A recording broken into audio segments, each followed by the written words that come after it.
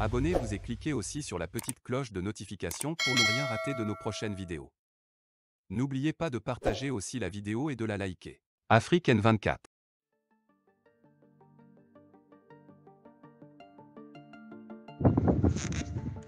Pour résumer un peu ce qui s'est passé depuis hier, bon, tout le monde sait que la DMK a programmé des tournées qu'on a commencé depuis le week-end dernier. Donc la semaine dernière, le dimanche notamment, nous avions fait des rencontres avec les points focaux de Golfe 5 et puis de Golfe 3. Ce samedi de Pâques, nous avons prévu la rencontre avec les points focaux de Golfe 1 et de Golfe 7. Bon, étant dans une émission ce matin à Nana FM avec le président de Sagnon, nous finissons autour de 13 heures pratiquement. Donc, le temps d'aller à la maison et puis de retourner à Koresewa, au Benidi, où je devrais soutenir la rencontre avec Golfe 1, je me suis dit que, bon, je n'aurai plus le temps pour pouvoir m'occuper de la situation dans le Golfe 7.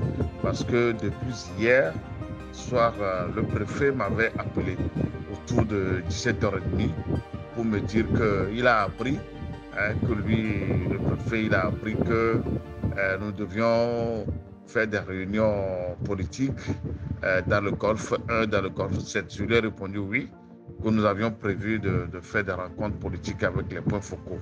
Alors il m'a dit que nous n'avons pas le droit de faire des manifestations publiques sans une autorisation de l'autorité, officielle. Je lui ai dit non, que nos rencontres que nous faisons, ce n'est pas un meeting en tant que tel. Ce n'est pas un meeting.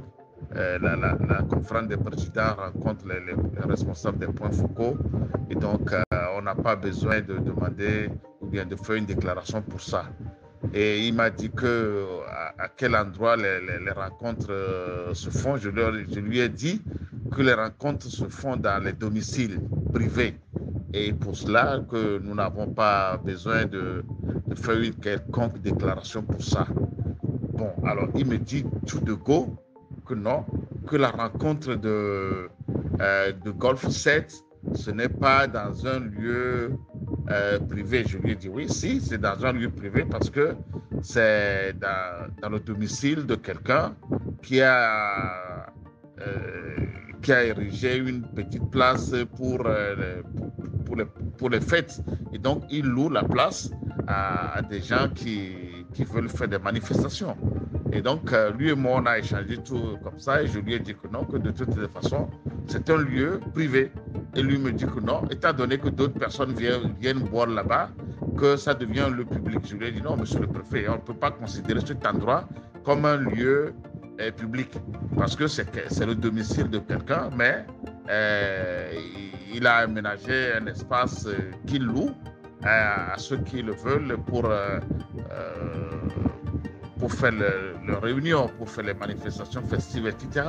Et donc, on ne peut pas considérer ça comme un lieu public. Et j'essaie de lui faire comprendre qu'un lieu public, c'est un lieu qui appartient à tous les Togolais, à l'État, et que l'État peut gérer.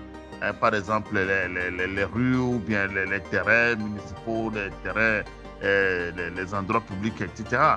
Donc, lui et moi, on a fait cet échange-là. Et je lui ai dit comment, de toutes les façons, nous autres, nous faisons nos réunions dans les domiciles privés. Et donc, il n'y a rien à voir quant à faire une déclaration quelconque. Et que c'est comme ça qu'on a raccroché. Et puis, il m'a dit que non, que lui, il tient à ce que nous faisions les choses légalement. Il faut qu'on envoie un courrier pour faire une déclaration de manifestation. Et lui va étudier pour nous donner une suite. Bon, je lui ai dit que d'accord, lorsque nous ferons des meetings, nous lui enverrons un courrier pour ça. Mais pour l'instant, nous ne sommes pas en train de faire des meetings.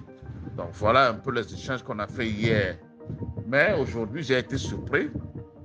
Déjà, au moment où je partais pour l'émission au niveau de la radio, de nos militants m'appelle pour me dire que le lieu où on devait faire les meetings, que le lieu est encerclé par la police. J'ai dit, ah bon, d'accord, je suis en train d'aller à la radio, après je l'appellerai.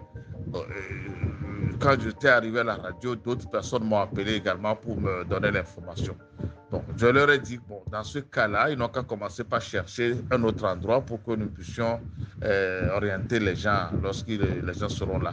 Bon, malheureusement, jusqu'à la fin de l'émission, nous n'avons pas pu trouver une place en tant que telle. Bon, on m'a parlé de deux endroits et il fallait choisir. Finalement, on s'est dit que, étant donné qu'on a indiqué aux gens cet endroit, il vaut mieux être à côté. Donc, nous avons donc cherché à rester dans une maison qui n'est pas trop loin de là. Mais malheureusement, quand nous étions partis là-bas, les militaires étaient là et donc quand la conférence de président est arrivée, nous sommes allés constater que la police a occupé les lieux, les policiers ont occupé les lieux et tout gentiment, on est retourné et on est passé pour saluer quand même les responsables des points focaux qui attendaient dans l'autre maison. Bon, donc la délégation n'a pas attendu, hein. Ils ont fait à peine quelques minutes pour saluer les gens, les encourager et puis bon, là, on n'a pas tenu la réunion. Et donc la délégation est partie.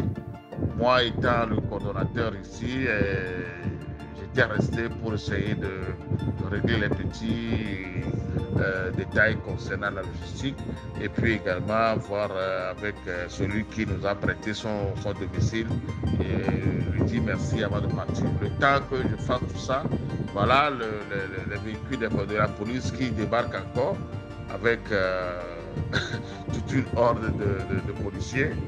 Et puis, ils ont commencé par interroger les gens, c'est le domicile de qui a autorisé que les gens viennent ici. Et puis, bon, moi, je suis monté dans ma voiture et puis j'ai démarré. Bon, après, on m'a rendu compte qu'ils ont voulu interpeller le propriétaire de la maison. Ils l'ont questionné pourquoi il a accepté que la réunion se tienne chez lui. Bon, lui, il se défendait en disant que c'est son domicile. Il est libre d'en faire ce qu'il veut. Mais bon, ils ont voulu le brutaliser, mais bon, les jeunes du quartier se sont mobilisés pour essayer de s'interposer. Voilà un peu comment les choses se sont passées. Bon, finalement, ils ont laissé le propriétaire et puis ils étaient partis pour aller rester là où ils étaient positionnés avant. Donc voilà comment les choses se sont passées. C'est vraiment déplorable. C'est triste que nos autorités se comportent comme ça. Et je ne sais pas qu'est-ce qu'ils veulent au juste et puis qu'est-ce qu'ils craignent à ce point-là.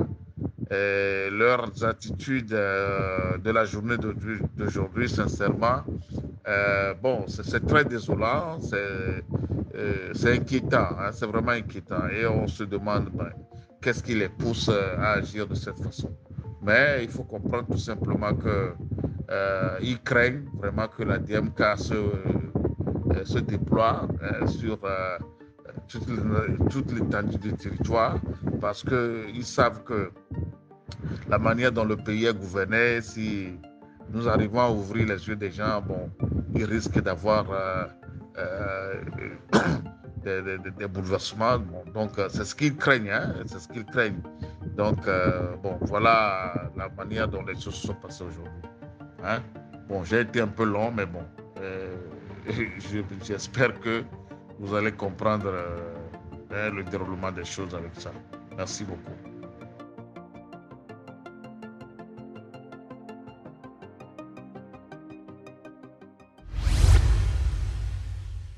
Likez la vidéo si ce n'est pas déjà fait. Laissez aussi votre point de vue en commentaire.